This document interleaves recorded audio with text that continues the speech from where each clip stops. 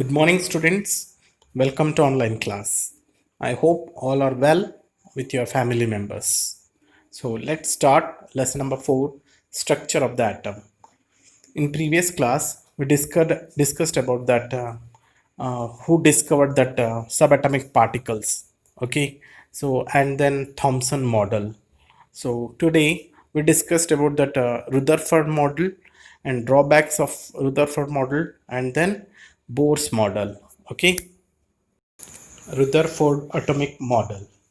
In his famous alpha ray scattering experiment, Rutherford bombarded alpha ray, that is helium nucleus, upon thin gold foil.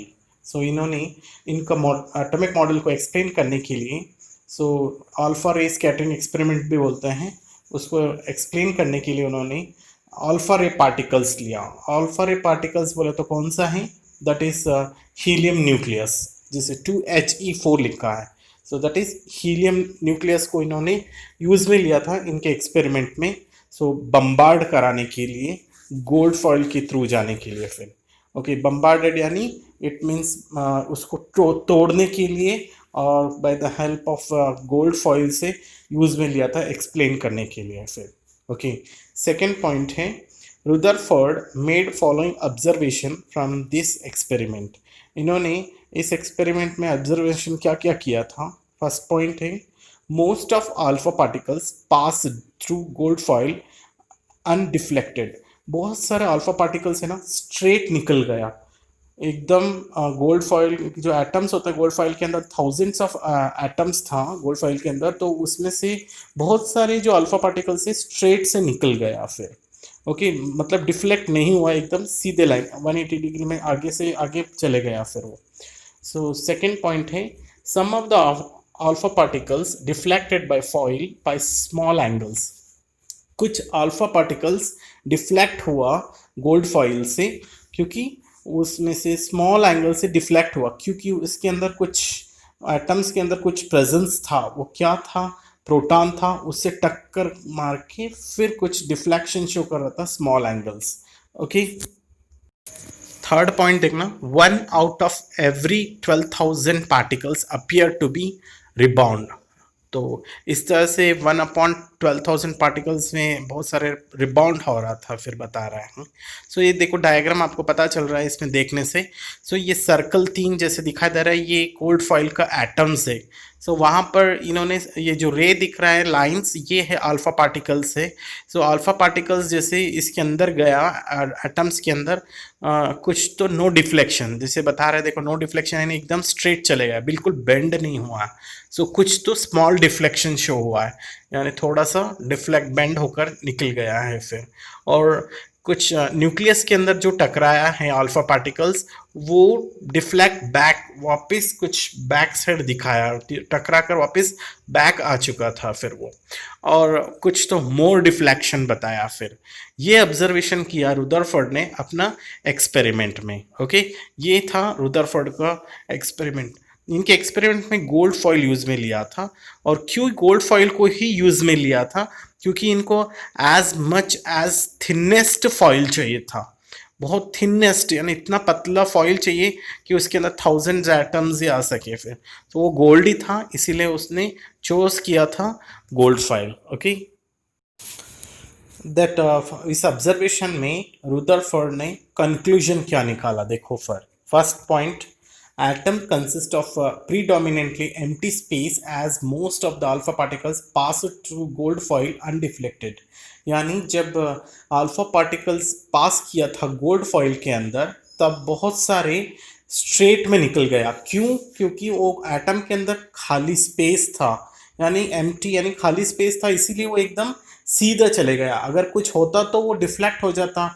Okay, सो कुछ भी नहीं था, इसलिए बहुत सारे अल्फा पार्टिकल्स एकदम बिना डिफ्लेक्ट किए हुए सीधे चले गया. सेकेंड पॉइंट देखना, atom contains centrally placed positively charged nucleus that is carrying positively charged particles because few alpha particles suffer deflected and very few, that is 1 in 12,000 bounced back. तो ये बताया कि सेंटर में है जो एटम का, उसको न्यूक्लियस है, और न्यूक्लियस के अंदर क्या प्रेजेंट है? पॉजिटिवली चार्ज पार्टिकल्स प्रेजेंट है। सो उसको टकराएगा तो कुछ डिफ्लेक्ट हुआ और बहुत ही कम, वेरी फ्यू, बहुत ही कम एटम्स में ऐसे डिफ्लेक्शन शो हुआ। कितना? That is 1 in 12,000 bounced back. Okay. Third है, since a minute fraction of alpha particles suffered deflections and very few bounced back. This lead to conclusion that most of the space an atom is empty and the space occupied by the nucleus is negligible compared to this empty space. So एक alpha particles बहुत कम bounce back हो रहा था। तो ये conclusion क्या बता रहा है कि एटम के अंदर बहुत ज़्यादा स्पेस है। सो बहुत एक ही जगह ऑक्यूपाई किया है, वो न्यूक्लियस है। उसके बाद पूरा खाली है, फिर वो एम्प्टी स्पेस है। सो ये बताया थर्ड पॉइंट में। सो नेक्स्ट है, so whole of the atomic mass concentrated in the nucleus. So सारे एटॉमिक कॉन्सेंट्रेटेड किसके ऊपर हो रहा है? न्यूक्लियस के ऊपर से। और साइज ऑफ द न्यूक्लियस कितना है? 10⁻⁻5 times that of the size of the atom. मतलब साइज ऑफ द एटम बड़ा होगा तो न्यूक्लियस का 10⁻⁻ टाइम छोटा होगा फिर। ओके, ये बताया गया है रुदरफोर्ड ऑब्जर्वेशन में, इनके एक्सपेरिमेंट में। Okay, so on the basis of his experiment, Rutherford proposed model of atom having following features.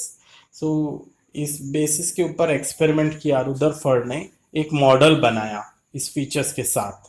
क्या था इसके मॉडल के ऊपर? देखना। First point, there is a positively placed nucleus in an atom, nearly all the mass reside in nucleus, proton plus neutron. So ये बता रहे हैं कि सारे एटम के अंदर जो होता है बीच में, वो न्यूक्लियस है, वो पॉजिटिवली चार्ज होता है। सो उस मास सारे न्यूक्लियस में रहता है। फिर तो न्यूक्लियस के अंदर क्या प्रेजेंट होता है? प्रोटॉन प्लस न्यूट्रॉन प्रेजेंट होता है, बल्कि बताया है। फिर तो सेकेंड है, electrons revolves around the nucleus in well defined orbits. So electron से रिवॉल्व होता रहता है न्यूक्लियस में के चारों ओर, वेल डिफाइंड ऑर्बिट्स के चारों ओर घूमता रहता है, बोल के बताया इन्होंने रुदरफोर्ड अपने मॉडल में। थर्ड पॉइंट है, size of the nucleus is very small compare to the size of the atom.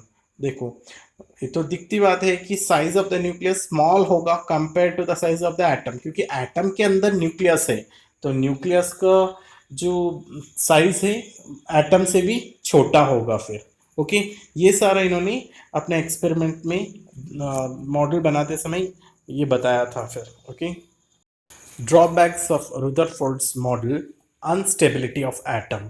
Drawbacks भी बोल सकते हैं, डीमेरिट्स भी बोल सकते हैं, या लिमिटेशन ऑफ रुदरफोर्ड्स मॉडल भी बोल सकते हैं फिर।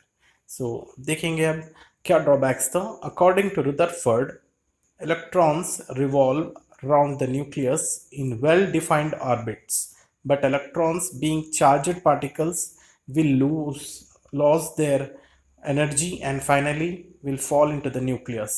This will make atoms highly unstable. So this was the major drawback of Rutherford, which was unexplained by him.